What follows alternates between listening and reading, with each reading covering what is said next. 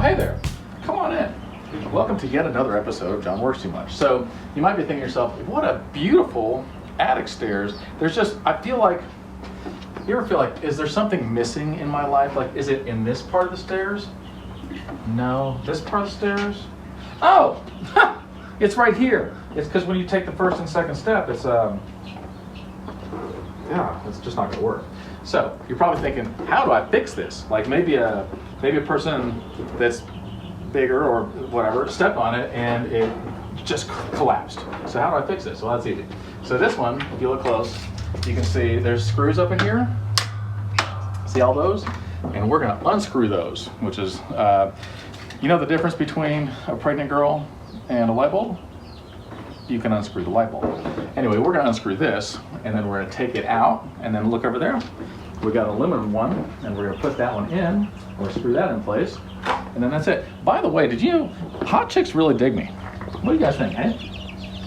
See, they got this heat lamp right here, because later on in life, they'll be underneath the KFC heat lamp. All right, we're gonna get started.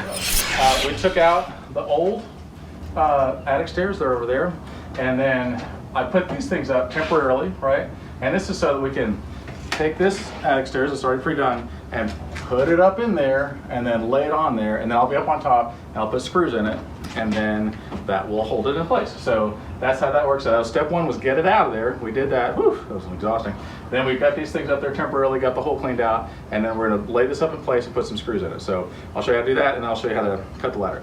I wanna tell you guys a quick story. So this guy got stranded on an island, and when he did, they were like, this is our new king, and they worshiped him like he was a god, okay? And he was there, and they were like, crowned him king. They were like, we will do literally anything that you want. You're the king of this whole island. And he's like, this is so cool. So he's doing basically everything in the world that he wants to do. And after a while, somebody came and said, hey, you might want to know this. After a year of you being king, they are going to exile you to another island, and nobody is over there. You'll be 100% alone for the rest of your life. Nobody's going to help you, and they're going to completely abandon you. And he's like, this is horrible. I mean, yeah, I've got this 1 year of being king, but yikes, that is just depressing. And he got pretty sad, and he got kind of depressed. And then he started thinking about it. He's like, wait a minute, I'm still king right now. I can do something about my future life, my life after I'm king.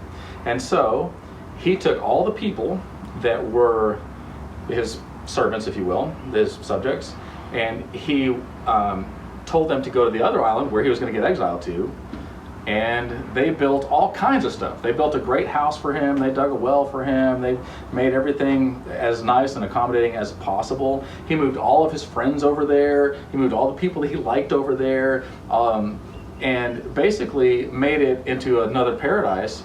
And so when his time came and his year was up, then they were like, and now you're gonna be exiled to this island. He's like, joke's on you, buddy. You exiled me to a better place. So a lot of times people are like, I'm not gonna prepare for tomorrow. I'm not gonna prepare for my next life. I'm like, that's a dumb move. Or you can be like, you know what? I'm gonna take the time now to prepare for my future so that when my future comes, and it could be bleak, and it could be depressing, I will be prepared and thrive, not just survive, but thrive in that. So we're gonna put this up. I hope that story helps you guys out. Don't be depressed, love you. So as you can clearly tell from my slide, we put this up in there, put in our bolts and everything. I'll show you how that works, and then we turn it back out. So, oh, look at that, it works. How weird.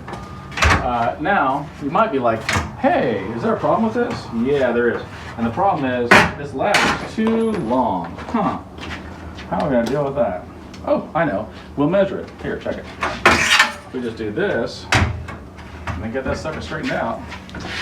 Then I can just measure this and go, that is gonna be 17.5 inches, okay? And then we'll measure 17.5 inches here, and I'll dig in my butt here. Oh, there it is. And we'll make a mark, and then we'll put an angle on there, and we will cut it with a sawzall, and then that'll work like magic. Okay, but in the meantime, what we did is we had those temporary supports. We laid this in there, so it just laid on the temporary supports. We put in screws all the way around, and then we put long bolts in here, right into the metal, and 2 in the metal there, 2 in the metal there, and 1 here. So all the weight is really in this area, and that's where it's taking all this weight.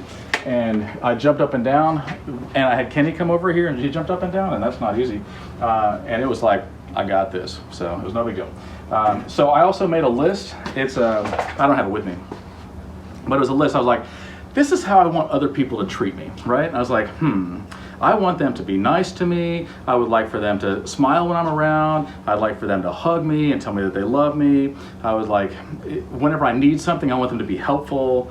What are some other good things on your list, James? The way that you want people to treat you? With respect. With respect. Courtesy. Courtesy, right? Maybe like if you were hurting, they'd be like, hey man, can I help in some way? Can I pray for you? Things like that, right? So I made this list and I was like, man, this is how I want other people to treat me. And I thought about it, I was like, oh, this is how I should treat other people.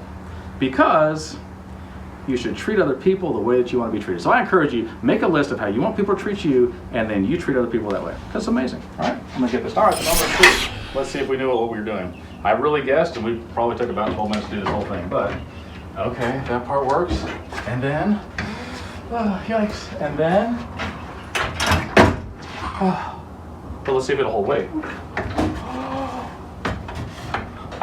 It holds weight.